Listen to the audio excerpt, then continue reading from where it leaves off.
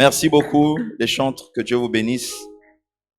Père, nous te rendons grâce, nous te bénissons pour ce moment merveilleux, ce moment important que tu nous as donné en ta présence pour pouvoir te glorifier, que toute la gloire te revienne au nom de Jésus. Amen. Ô bien-aimés, nous sommes dans la présence de Dieu, on peut rester debout, lire un texte. Le thème d'aujourd'hui, c'est le décret de la fin du déluge. Dis avec moi, le décret de la fin du déluge. Alléluia. Nous allons lire dans le livre de Genèse, chapitre 9, versets 8 à 13. Genèse, chapitre 9, versets 8 à 13. La Bible dit dans Genèse, chapitre 9, versets 8 à 13, Dieu parla encore à Noé et à ses fils avec lui en disant, « Voici, j'établis mon alliance. » Dis avec moi mon alliance. « J'établis mon alliance avec vous et avec votre postérité après vous. » Donc, j'établis mon alliance avec vous et avec votre postérité après vous, avec tous les êtres vivants qui sont avec vous, tant les oiseaux que le bétail et tous les animaux de la terre, soit avec tous ceux qui sont sortis de l'arche, soit avec tous les animaux de la terre. J'établis mon alliance avec vous. Aucune chair ne sera plus exterminée par les eaux du déluge. Et il n'y aura plus de déluge pour détruire la terre. Et Dieu dit, c'est ici le signe de l'alliance que j'établis entre moi et vous, et tous les êtres vivants qui sont avec vous, pour les générations à toujours. J'ai placé mon arc dans la nue, et il servira de signe d'alliance entre moi et la terre. Amen. Tu peux t'asseoir dans la présence de Dieu. Alors, bien-aimés, nous sommes en train de parler du décret de la fin du déluge. Dis avec moi le décret de la fin du déluge. Le décret de la fin du déluge, c'est quoi? Le décret de la fin du déluge, c'est l'acte par lequel Dieu a pris la résolution de ne plus détruire la terre au moyen des eaux, au moyen de l'eau. Amen. Alors, qu'est-ce qui s'est passé? Bien-aimés, il fut une époque sur la terre où les hommes étaient devenus impitoyables. Les hommes étaient corrompus à un degré extrême. Les gens commettaient des choses infâmes. Les gens faisaient des choses qui étaient en train de déplaire à Dieu. Les gens commettaient des abominations. Et Dieu, ayant regardé la terre, il s'est trouvé qu'il a vu que la terre devait être détruite. Et à même cette époque-là, bien aimé, les esprits impurs réussissaient même à s'accoupler avec les filles des hommes pour donner des géants, c'est-à-dire que des gens qui étaient mi-hommes, mi-démons. Ils étaient grands de taille et ils étaient animés d'un sentiment de haine envers la race humaine. Donc, ils se mettaient même à tuer les personnes desquelles ils sont sortis. Parce que, bien aimé, la nature démoniaque en eux criait plus fort. Et cette race-là commençait finalement à remplir la terre. C'est comme ça que Dieu a décidé, bien aimé, de faire table rase, de détruire la terre tout entière. Il y avait des choses comme l'homosexualité, la sodomie, tout ce que nous connaissons, bien aimé. Vous savez que Salomon a dit qu'il n'y a rien de nouveau sous la terre. Amen. Sous le soleil des humains. Et il y a des choses qui se pratiquent aujourd'hui, qui se pratiquaient déjà à cette époque-là. Et Dieu avait décidé que, comme le péché était à son comble, il fallait donc qu'il détruise la terre. Dieu était fâché, il était en colère. Voilà comment, bien aimé, comment est-ce qu'il a décidé de mettre fin à tout ça?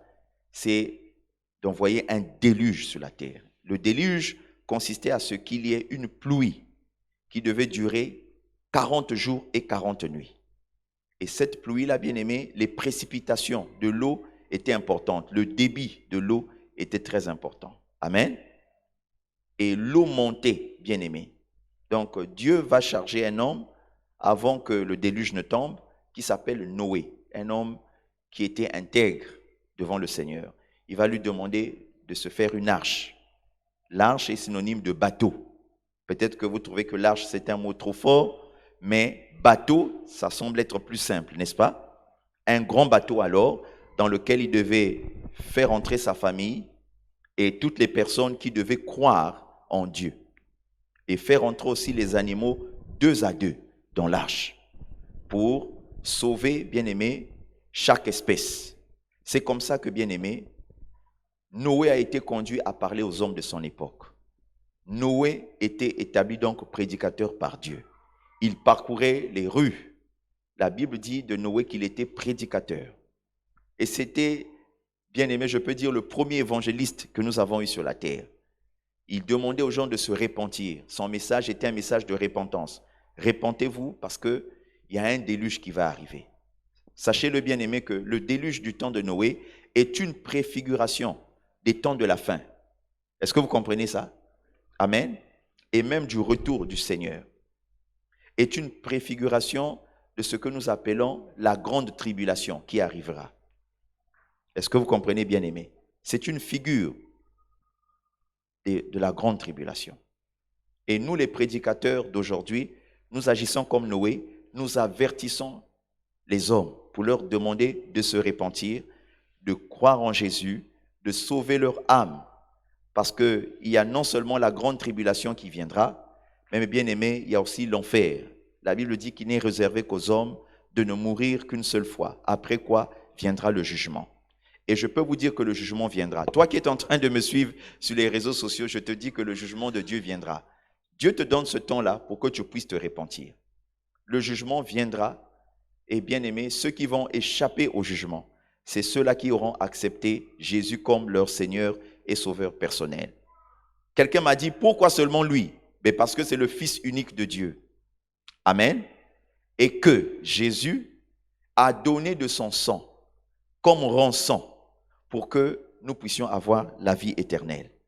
Et c'est au moyen de son sang que nos péchés sont effacés, parce qu'il est le Fils unique de Dieu. Jean-Baptiste a dit de lui que voici l'agneau de Dieu qui ôte le péché du monde. Parce que le problème de l'humanité, ça a toujours été le péché. Et le péché nous condamne. La Bible dit dans Romains chapitre 3 au verset 21 que tous ont péché et sont privés de la gloire de Dieu. Le péché donc nous prive de la gloire de Dieu. D'où la nécessité que le sang de Jésus est coulé à la croix, afin que nos péchés soient effacés et que la gloire de Dieu revienne dans nos vies, mais qu'aussi nous ayons la vie éternelle. Il est écrit dans Jean 3,16 que Dieu a tant aimé le monde qu'il a donné son Fils unique, afin que quiconque croit en lui ne périsse point, mais qu'il ait quoi? La vie éternelle. Jésus n'est pas mort à la croix pour que nous ayons des voitures. Jésus n'est pas mort à la croix pour que nous ayons des portables. Jésus n'est pas mort à la croix pour que nous ayons les mariages. Jésus n'est pas mort à la croix pour que nous ayons des voyages. Jésus est mort à la croix pour que nous ayons la vie éternelle. Parce que la question de l'éternité, c'est, bien aimé, une grande espérance. Parce que chaque être humain redoute ce qu'on appelle la mort. Et Dieu nous promet, le Seigneur Jésus nous promet une vie éternelle. Et cette vie éternelle est réelle, elle est vraie. Parce que Jésus a dit que si cela n'était pas vrai, je ne vous l'aurais pas dit. Et il nous dit aussi qu'il est allé pour préparer pour chacun de nous, une place dans son royaume. Et c'est la raison pour laquelle Jésus, quand il est mort, le 3e jour, il est ressuscité des morts pour démontrer que la résurrection des morts était une réalité. Donc, il est le fils premier-né de tous les ressuscités. C'est le premier qui est ressuscité d'entre les morts pour une vie glorieuse. Amen. Donc, il a voulu là donner la preuve que tout ce qu'il avait dit était vrai. Et comme il est ressuscité, bien-aimé, nous aussi, nous connaîtrons la mort comme lui, il a connu la mort. Et nous allons aussi ressusciter comme lui, il est ressuscité. La résurrection se fera un jour où Dieu va décider lui-même pour tous les morts en Christ. Les morts en Christ vont ressusciter premièrement. Mais ensuite, après, ceux qui ne sont pas morts en Christ vont ressusciter. Mais eux, leur résurrection, ce sera pour le jugement. Nous, on va ressusciter pour monter dans les airs, rencontrer le Seigneur et mener une vie glorieuse pendant un temps, là-bas, avec lui. Et pendant que nous y serons, ici sur la terre, il y aura une grande tribulation. Cette tribulation va durer 7 ans. Amen. 7 ans au cours desquels l'Antichrist va se lever. L'Antichrist sera là, bien-aimé, pour manifester les œuvres sataniques qui vont atteindre leur paroxysme. Est-ce que vous comprenez cela? Et la grande tribulation finira 7 ans après par le retour de Christ. Et il ne reviendra pas seul. Il reviendra avec nous pour régner ici sur terre pendant 1000 ans. Amen. Et il y aura d'autres événements qui vont suivre.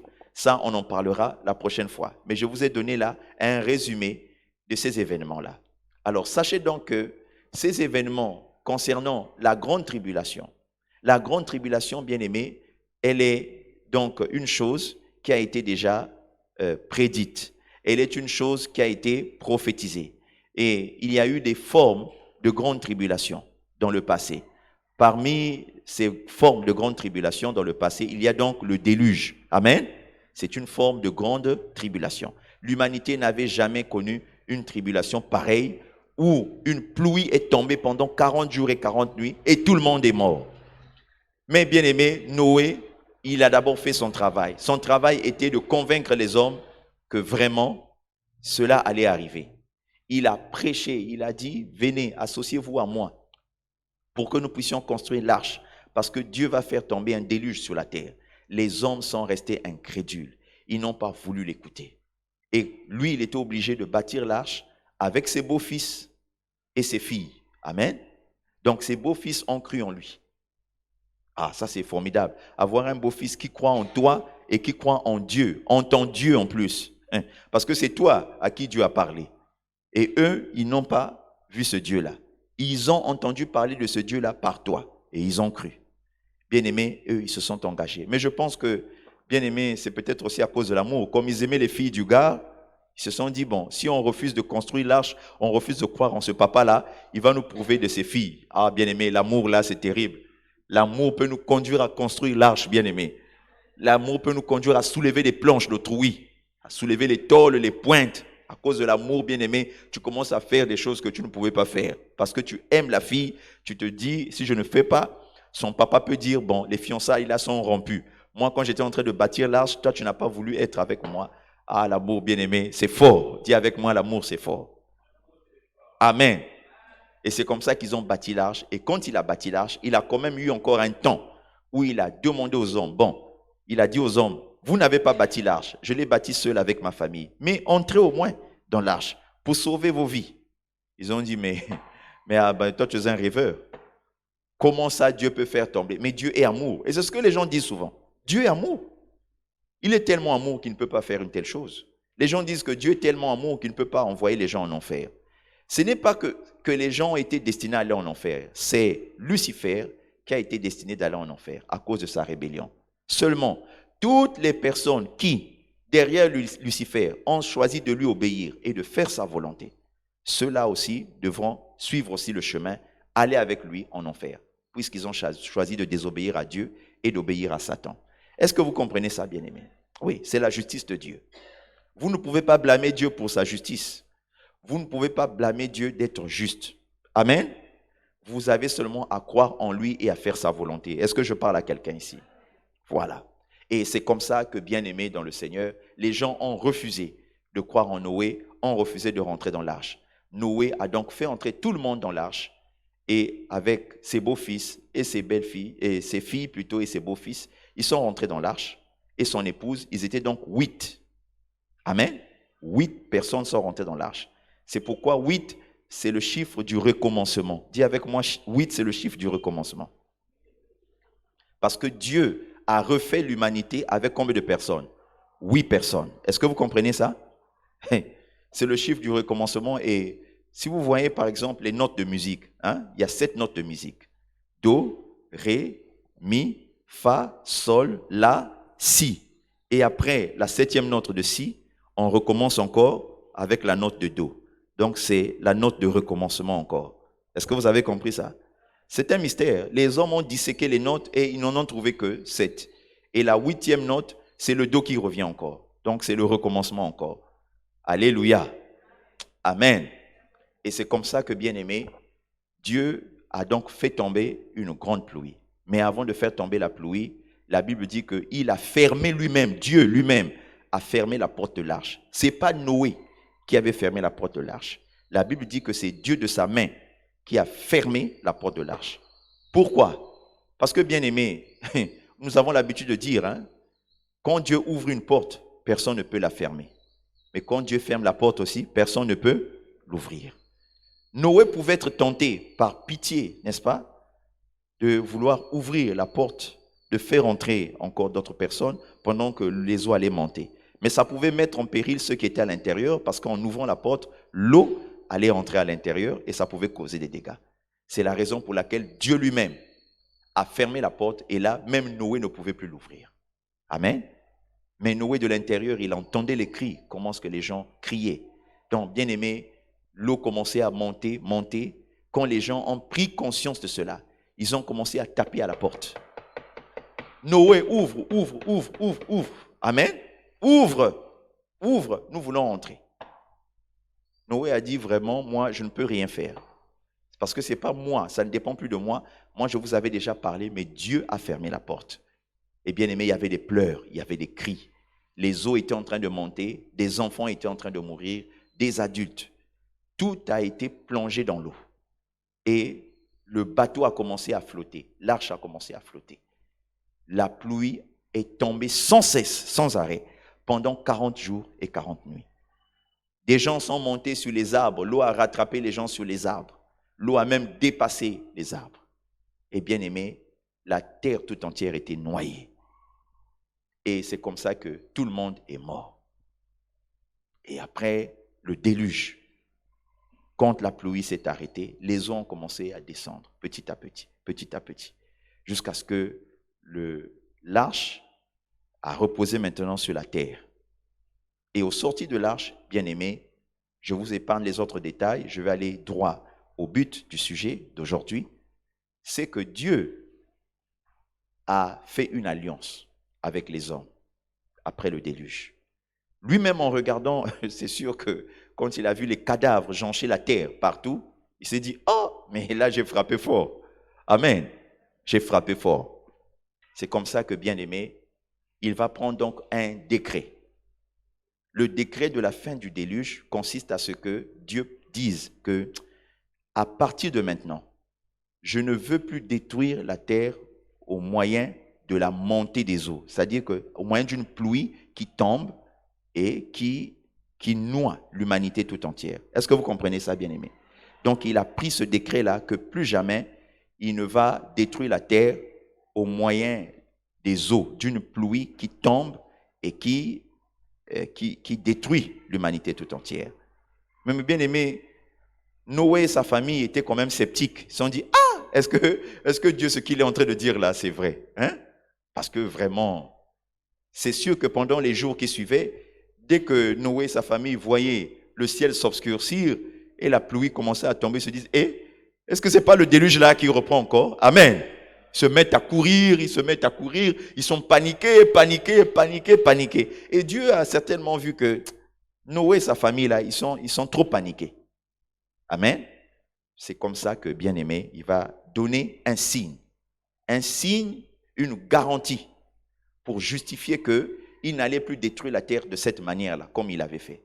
Et le signe qu'il a donné donc aux hommes, il a dit, je vous le donne, toi, Noé, ta famille, tes enfants, mais aussi les générations futures, et tes descendants, et tous les hommes de la terre qui viendront après.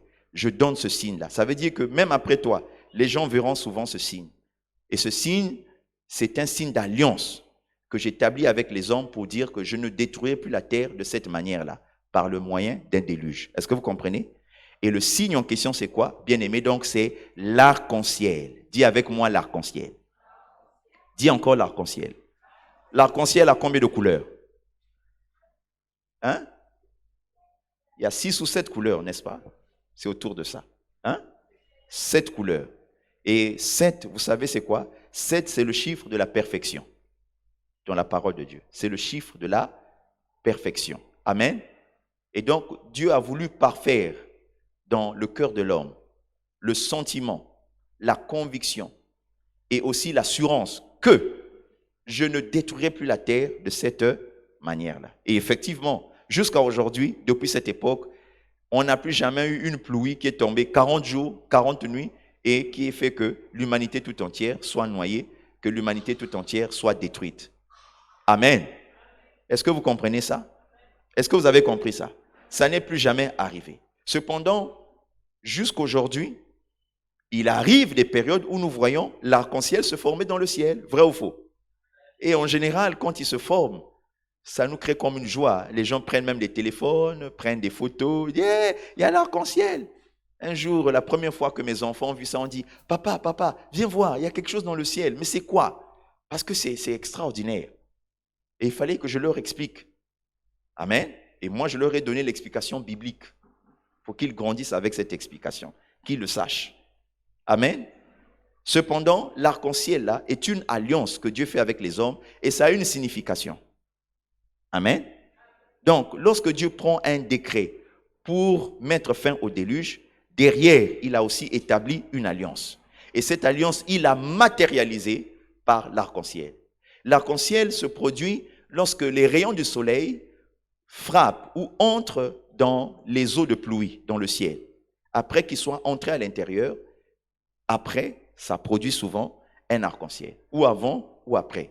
Ou bien dans un autre lieu, mais de là où vous êtes, vous pouvez apercevoir en fait cet arc-en-ciel. Est-ce que vous comprenez, bien-aimés? Mais il a une signification. La première signification de l'arc-en-ciel, et c'est de ça que je vais parler et nous allons prier. L'arc-en-ciel, bien-aimé, est le signe de l'alliance et une garantie que plus l'épreuve est dure, plus la consolation divine est plus vive. Dis avec moi, l'arc-en-ciel est le signe d'une alliance qui atteste que plus l'épreuve est dure, plus la consolation aussi est vive. Est-ce que vous comprenez, bien aimé? C'est pourquoi les couleurs de l'arc-en-ciel aussi sont vives. C'est pour montrer que la consolation, elle est vive. Et c'est vrai, bien aimé, que la consolation, pour Noé, elle était vive.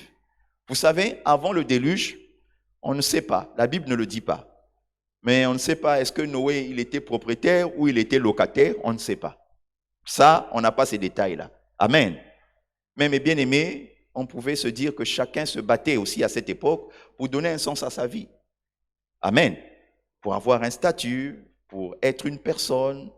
Et bien-aimés, quand le déluge a eu lieu, le déluge est fini. Mettez vos téléphones sur vous, s'il vous plaît. Quand le déluge est fini, bien-aimés, ils étaient 8 personnes à se partager la terre tout entière. Est-ce que vous pouvez imaginer ça? 8 personnes, bien-aimés, se partager la terre. Ça veut dire quoi, bien-aimés? Il n'y a jamais eu ce qu'on appelle chez nous des Mfumutoto, plus grand Mfumutoto que Noé et sa famille. Il n'y a pas eu plus grand Mfumutoto que ces gens-là. Ils ont été 8, ils se sont partagés la terre. Je ne sais pas comment ils ont fait, mais bien-aimés, moi j'allais dire, moi je prends toute l'Afrique à moi tout seul. Comme ça, je vais exploiter le diamant, le cuivre, le potasse, le zinc, toutes les richesses qu'il y a sous la terre de l'Afrique, là, à moi tout seul. Je finis avec tout le monde. Amen. C'est ce que j'allais faire. Et bien aimé, donc, ils se sont partagés la terre à 8. Donc, il n'y avait plus de problème. Non, moi, j'ai faim, on n'a pas voulu me donner ceci, je n'ai pas pu acheter. Bien aimé, les arbres fruitiers, ça poussait comme ça, les fruits, tout était à leur portée. Amen. Ils n'avaient pas faim. Parce que ça donnait, donc tout était à leur portée. S'ils avaient des difficultés à acheter, bien aimé, les safous, les mangues, bien aimé, cette difficulté-là, c'est fini. Tu vas, tu cueilles, tu manges la quantité de safou que tu veux. Alléluia. Tu pêches le nombre de poissons que tu veux. Donc, ils avaient tout à leur portée. Donc, la consolation était vive parce qu'en ce moment-là, bien aimé, les choses dont ils n'avaient pas accès avant le déluge, maintenant, ils avaient accès à cela gratuitement. Amen. Est-ce que vous comprenez ça? S'il y avait un type de poisson que l'on vendait, parce que jusqu'ici, aujourd'hui, chez nous, quelquefois, il y a des poissons, je vois souvent le long du fleuve, là. Quelquefois, on met des poissons comme ça, on montre. Ils vendent ça à combien, le tas? Quelquefois, un poisson à 15 000.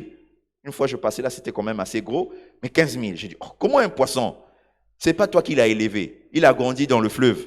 Tu l'as seulement pêché. Dieu a permis que tu le pêches. Et tu le vends à 15 000. Qu'est-ce que ça veut dire? J'ai dit ça à la personne. J'ai dit, qu'est-ce que ça veut dire, ça? Pourquoi tu vends ça à 15 000? Est-ce que c'est toi qui l'as élevé? Ah, c'est un choc, bien aimé. Mais là, bien aimé, vous savez, il y a des gens, ces genres de poissons, certains ne les mangent pas chez eux à la maison parce que pour avoir l'occasion de manger, il faut avoir 15 000. Disons Amen. Mais bien aimé, mais là, Noé, même ce poisson-là, il a mangé ce poisson-là. Il n'avait pas besoin de l'acheter, il pêchait seulement, il avait le poisson. Donc, ils avaient tout à leur portée, la consolation était vive. Les choses qui manquaient avant, ils les avaient maintenant facilement, parce que tout était à leur portée. Donc, la consolation était vive. C'est pour dire, bien-aimé, toi qui traverses des épreuves, ne regarde pas à l'épreuve, mais regarde à la fin de l'épreuve. Est-ce que je parle à quelqu'un ici? Si tu as l'impression qu'il y a comme un déluge de problèmes qui sont en train, des déluges, je vais dire même des déluges de problèmes qui sont en train de s'abattre sur ta vie, bien-aimé, mets ta confiance en Dieu. Est-ce que tu comprends? Entre dans l'arche. L'arche ici peut symboliser la présence de Dieu. Est-ce que je parle à quelqu'un? Va dans la présence de Dieu, entre dans l'arche, cherche la face de Dieu.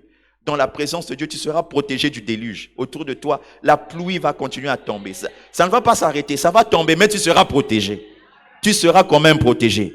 Est-ce que je parle à quelqu'un ici? Tu seras protégé du déluge. La présence de Dieu, bien-aimé, protège. La présence de Dieu, je te dis que protège.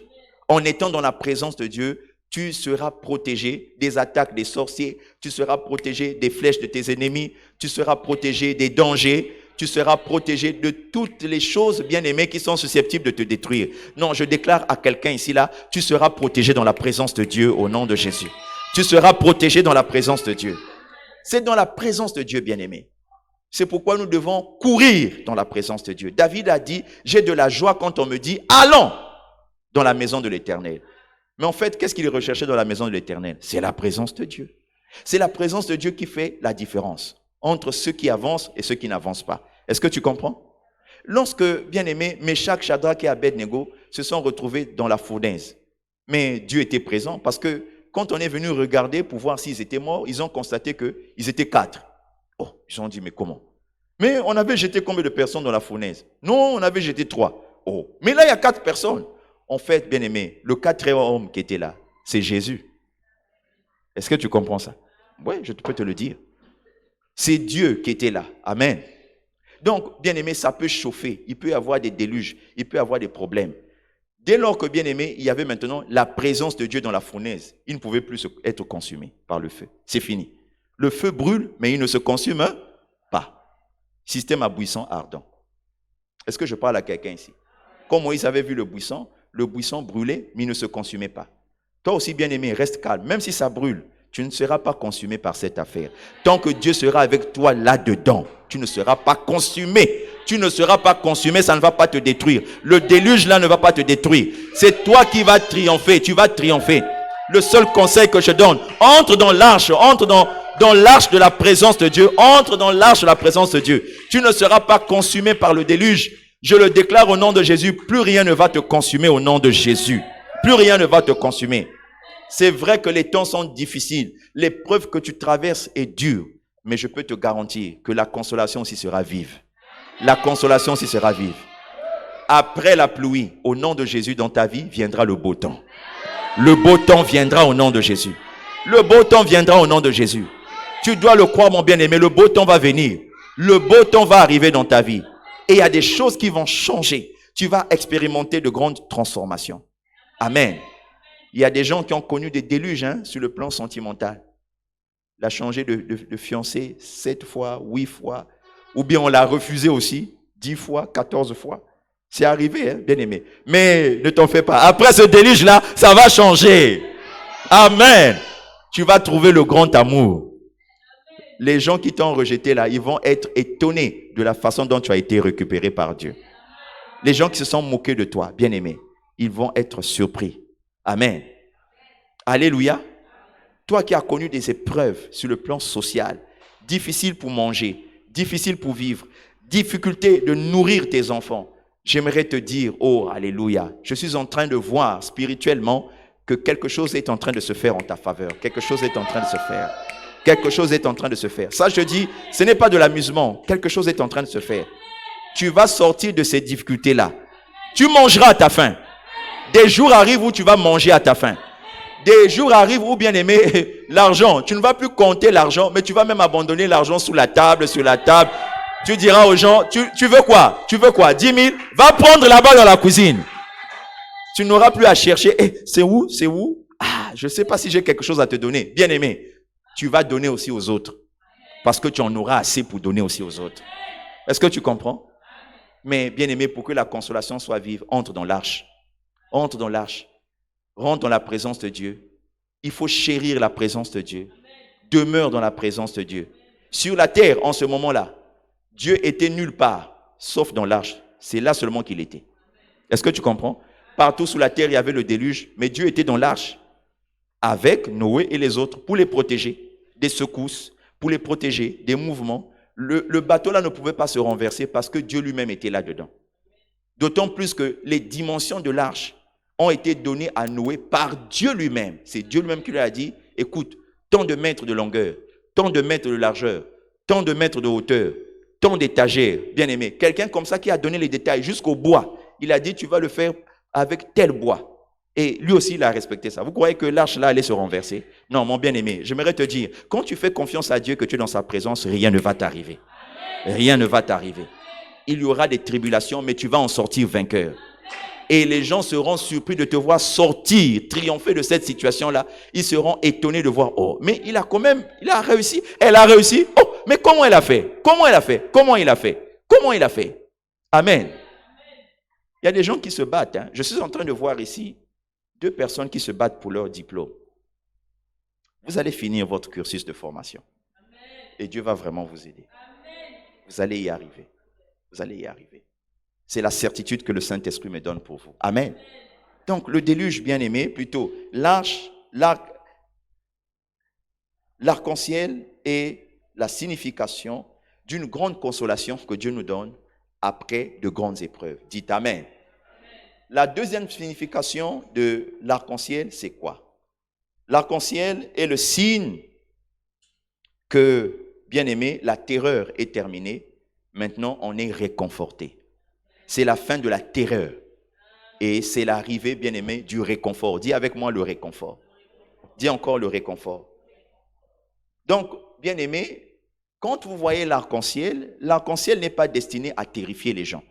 Il y a des gens qui disent le contraire. Quand ils voient l'arc-en-ciel, c'est qu'il y aura un problème. Non, ça ne signifie pas qu'il y aura un problème. Ça signifie plutôt qu'il y aura quelque chose de bien qui va arriver. Amen. Donc, ce n'est pas pour terrifier les hommes, c'est pour les réconforter. De la même manière, quand vous voyez l'arc-en-ciel, il y a plusieurs couleurs. Cela signifie que Dieu va colorer ta vie. Ta vie ne sera pas en noir et blanc. Ta vie sera en couleur. Bien-aimés, nous qui avons connu l'époque des télés noir et blanc et l'époque des télés en couleur, nous savons faire la différence. Les jeunes d'aujourd'hui, ils ne connaissent pas. Ils ne savent pas qu'à l'époque, la télé était en noir et blanc. Bien-aimés, nous, on suivait les images en noir et blanc à la télé. Et après est arrivée la télé en couleur. Bien-aimés, c'était fantastique de voir des images en couleur. C'était fantastique. Et nous, on sait faire la différence. On voit le décalage entre cette époque-là et la nouvelle époque lorsque tout est en couleur.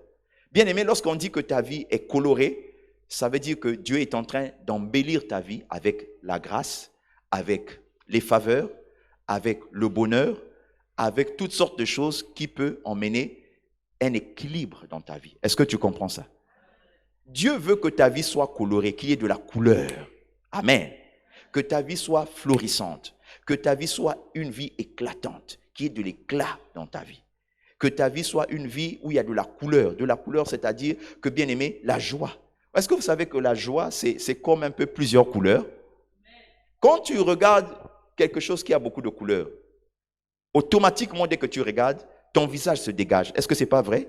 Et c'est comme s'il y a le sourire aussi qui rentre dans ton visage. Quand tu regardes quelque chose de très coloré, où il y a beaucoup de couleurs, tu te dis, waouh! Ah, c'est pas possible, c'est très beau ça. Amen. Pourquoi? Parce que, bien aimé, lorsque quelque chose est coloré, c'est synonyme de joie.